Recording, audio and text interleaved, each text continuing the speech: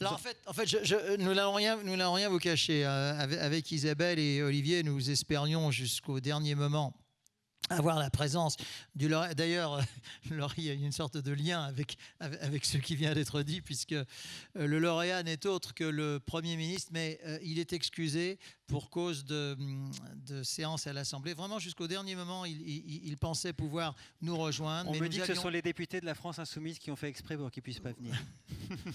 Mais nous avions pris les devants, et au cas où donc il ne pouvait pas être présent parmi nous, eh bien, l'ancien maire du Havre, dont il était question, qui avait moins de followers que Gilles Boyer, eh bien, nous a laissé un message sous la forme d'une vidéo enregistrée il y a quelques jours. Bonsoir, Monsieur le Premier ministre. Bonsoir. Vous recevez ce soir le Grand Prix Presse Club Humour et Politique. Ouais. Votre réaction, ça vous étonne? Ça vous fait sourire éventuellement? Ça me fait très plaisir. Et puis ça montre qu'on peut gagner quelque chose quand on est à Matignon. Sinon, Enfin, on a réussir quoi à quelque prendre? chose quand on est à Matignon. Sinon on prend beaucoup de coups, oui, mais bon, ça fait partie du job. La petite phrase ici ne remonte que les problèmes, c'était une blague? C'était de l'humour ou c'était juste une vérité? On m'avait posé la question de savoir si tout remontait à Matignon. Et en fait, non, tout remonte pas. Juste les emmerdes. Quand ça va bien, en général, ça remonte pas ici. C'est traité par les ministres, c'est traité par tous ceux qui doivent traiter les sujets quand ça va bien. Bon. Et puis quand ça va pas, c'est pour moi. En général, ça va pas et c'est urgent. Donc, c'était pas de l'humour. C'était une façon peut-être drôle de dire quelque chose de sérieux. Et je trouve que finalement, c'est une bonne façon de faire. J'ai toujours considéré qu'on pouvait faire les choses sérieusement sans se prendre trop au sérieux, qu'il fallait prendre au sérieux la fonction. Et je prends très au sérieux cette fonction, mais que soi-même, ce n'est pas la peine forcément de se prendre très au sérieux. Donc je pense qu'on peut travailler sérieusement en rigolant, en déconnant, en ayant une atmosphère décontractée, et voilà. C'est comme ça que j'essaie de travailler ici à Matignon. Vous diriez que vous êtes quelqu'un de drôle? Je ne sais pas si je suis drôle, mais j'aime me marrer. Ouais.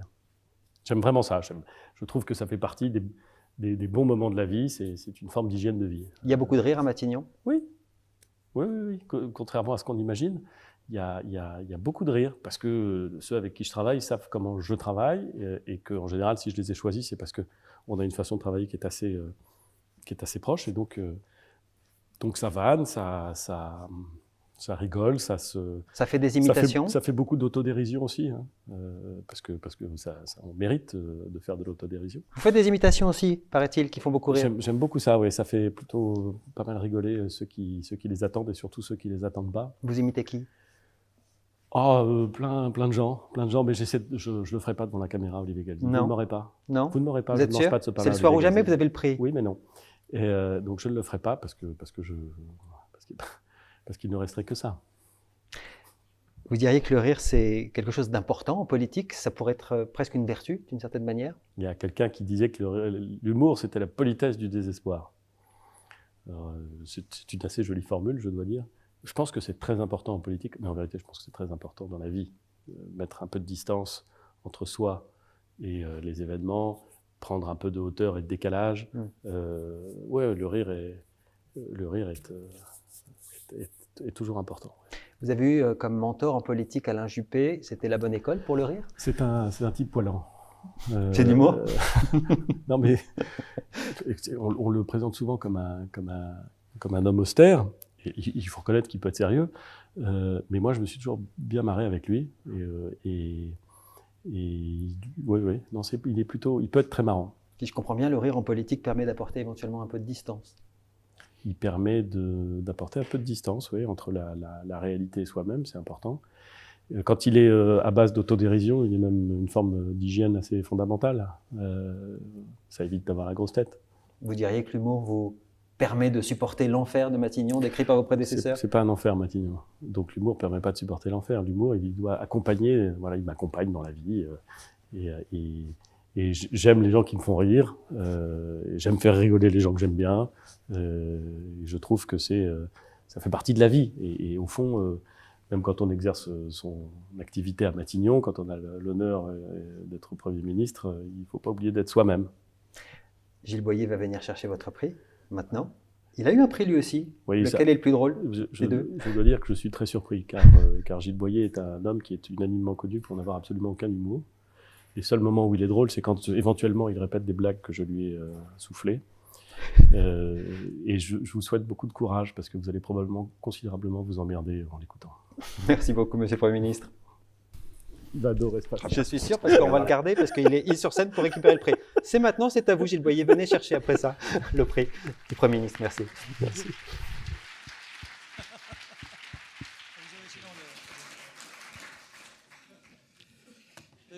Excellente interview, vraiment. Il est vache.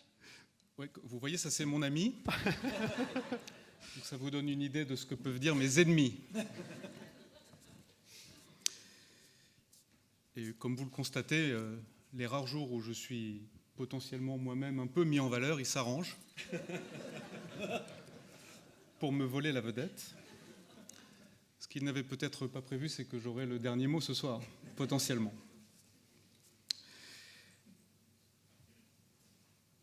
Il faut que vous sachiez que, contrairement à ce qu'il a dit, toutes les bonnes blagues qu'Édouard Philippe prononce sont de moi. Et si cette soirée démontre une chose, c'est que le juppéisme est avant tout placé sous le signe de la poilade.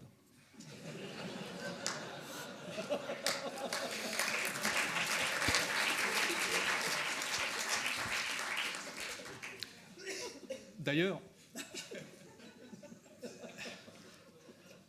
certains s'en souviennent peut-être, il y a 5 ans, Édouard Philippe venait devant vous recevoir le prix au nom d'Alain Juppé, lui-même lauréat. Pour la phrase restée célèbre, enfin au moins dans l'histoire du prix. En politique, on n'est jamais fini, regardez-moi. Alors évidemment, c'était avant la primaire.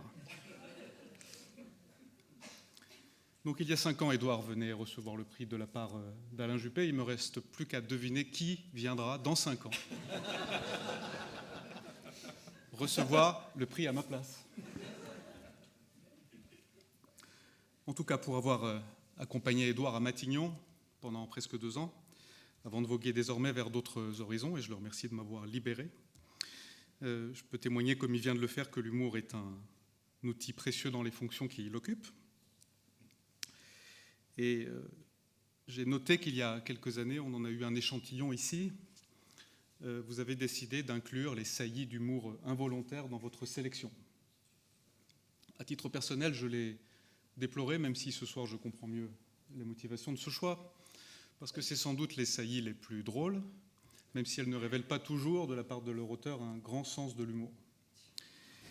Et Nicolas Charbonneau a rappelé qu'Édouard Philippe était passé maître dans l'art du lapsus. Et comme il m'a couvert de compliments, je m'en voudrais de ne pas rappeler le plus illustre d'entre eux. Même nous, on n'avait pas osé. Hein. Je vais préférer citer la phrase qui était dans sa version écrite du discours à l'occasion du lancement de la Coupe du monde de rugby 2023, à l'occasion de laquelle nous lui avions proposé de rappeler que la France était une nation qui voulait continuer à susciter de grands champions.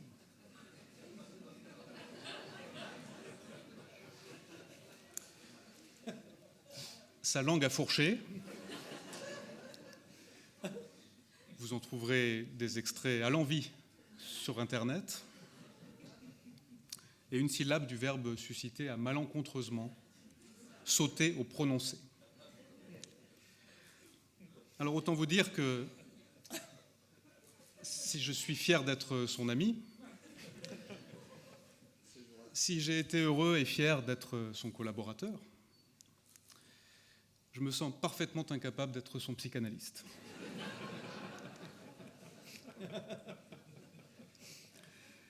En tout cas, pour toutes ces raisons, et qu'il s'agisse au fond d'humour volontaire ou involontaire, vous avez là un lauréat qui me semble digne de ses illustres prédécesseurs, et je vous remercie pour lui. Merci.